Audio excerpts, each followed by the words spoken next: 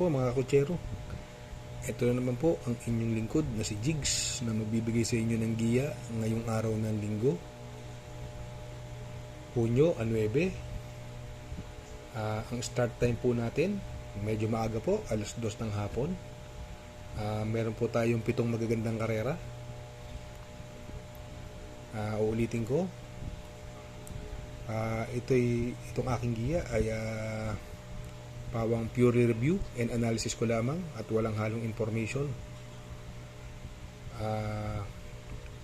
Umpisa na po natin. Race number 1. Dito po magsisimula ang winner take all, 3-year-old and above maiden race. Ang distansya ay 1400 meters. May 7 kabayong tatakbo. Ang mga kalahok, si Amor My Love, Gavel, Winter's Fury, American Ford, Madam Ruby, Sunny Nature at Bumabaga. Tingin ko lamang na lamang sa akin to. Numero 1 si Amor My Love, nasakay ni Rico Suson. Si Amor My Love 7 months ago, tumakbo na po ng 2-year-old yan ng malaking karera. Nasigundo po siya sa coupled entry niya kay Mommy's Love. Mamaya makikita niyo yung video kung saan kapiraso lang sila nagkatalo. Si Amor My Love, tingin ko itong horse to beat dito. Itong mga bagong kabayo dito, si Madam Ruby, hindi ko masyadong trip ng prueba niya. Nag-1.19 lang po siya, si Madam Ruby.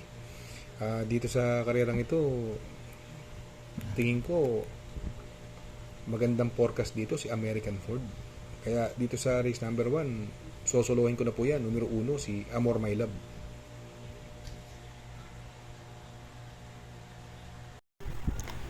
Ito naman po yung karera ni Amor My Love, kung saan nanalo yung coupled entry niya na si Mama's Love. Ito po ay 2-year-old, Club Don Juan de Manila Juvenile Stakes Race.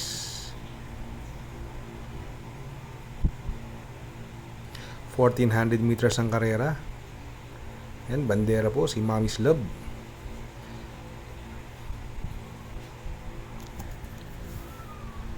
Wala pa dyan si Amor My Love. Yung nasa labas na labas si Amor My Love, 4th pwesto.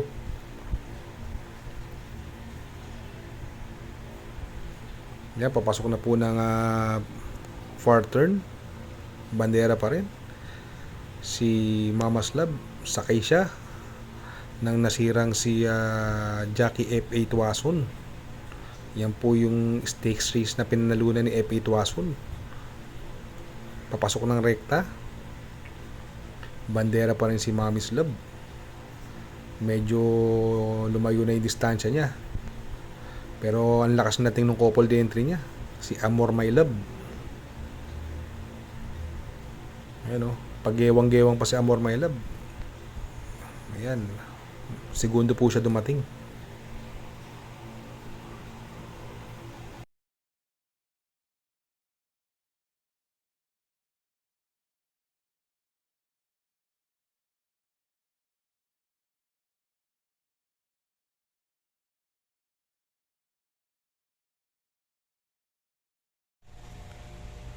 Race number 2.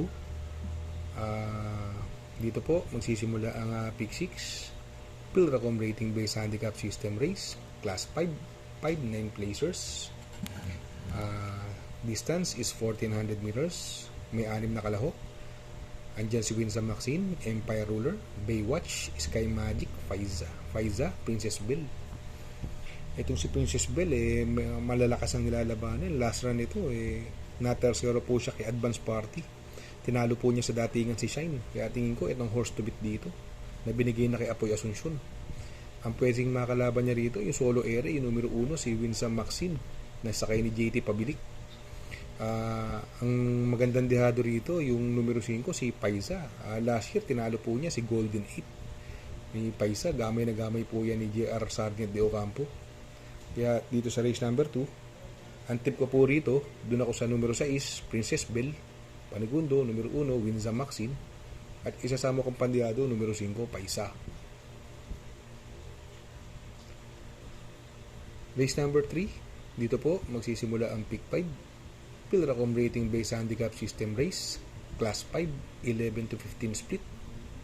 1400 meters is the journey. May 6 na kabayong tatakbo. Andyan si iShot, Destiny, King Washco, Port Kennedy, Piece of Cake, Moon Island. Dito, ang daming matulit. Andyan yung Port Kennedy, Piece of Cake, Moon Island. Kung natatandaan nyo, yan ang tumalo sa puro ko. Dahil kay Port Kennedy, nilucha si Moon Island. Baka ganun naman ang mangyari ngayon. Luchahin ni Port Kennedy si Moon Island at Piece of Cake.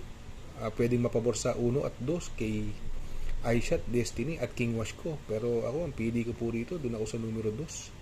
Destiny, nasa kay ni Jomer Storke. Gamay niya po yan. At ang tingin kong pwedeng tumalo sa kanya dahil mahaba ang distansya, 1400 meters. Yung numero 1, si iShot, nasa kay ni DL Camanyero. Kaya dito sa race number 3, ang pili ko po, numero 2, Destiny. Ang panigundo, numero 1, iShot.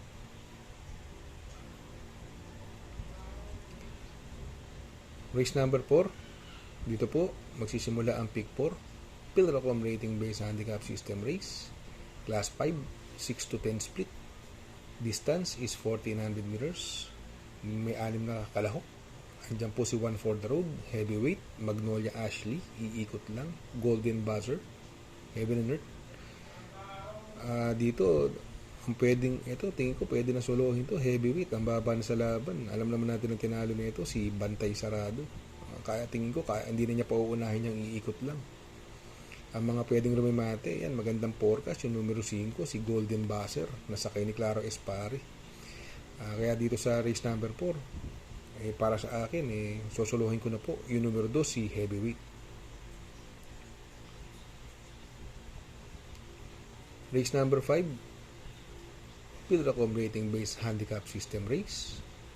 Class 5, 11 to 15 split. 1400 meters is the distance. May 6 na kalahok.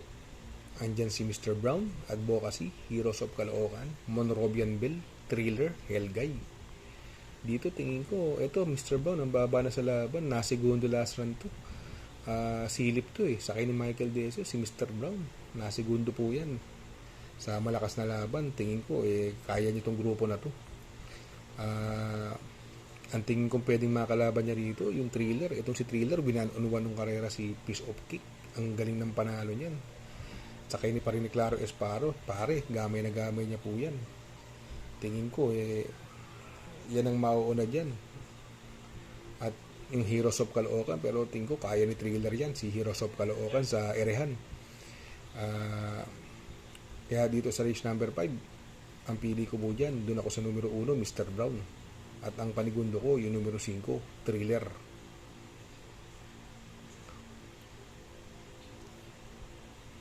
Race number 6, penultimate race, Pilracom Rating Based Handicap System Race. Class 3 and 4, 34 to 39, 40 to 46 merge. Distance is 1400 meters. May 8 kabayang tatakbo. Ang mga kalahok, si Eye in the Sky. Ang nagbabalik, Diversity. Ito, dalawang malaking karera ang tinakbuhan nito. Parehas nanalo, Diversity. Ngayon sakay naman ni Dan Camanyero, si Euroclydon, Asyong na tingin ko mauuna.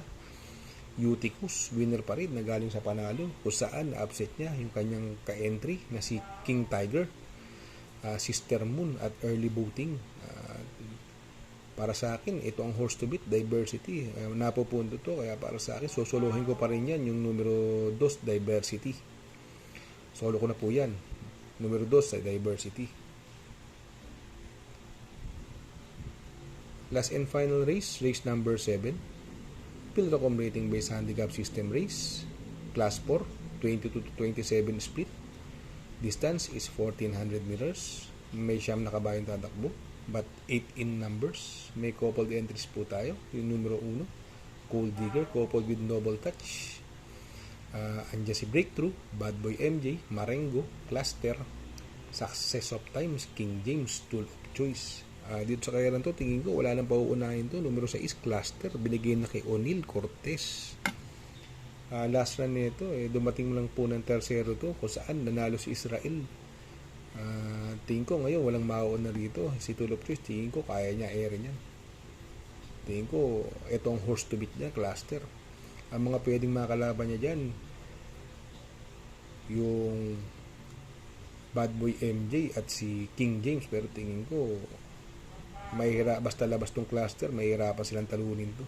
Kaya para sa akin, sosolohin ko na po yan, numero 6, Cluster. Good luck mga kakutsero. Sana po ay matapat ang ating giya, at yung mga nakasunod, sana po ay magsitama po kayo. Ako ay nagpapasalamat sa mga subscribers, likers, and viewers.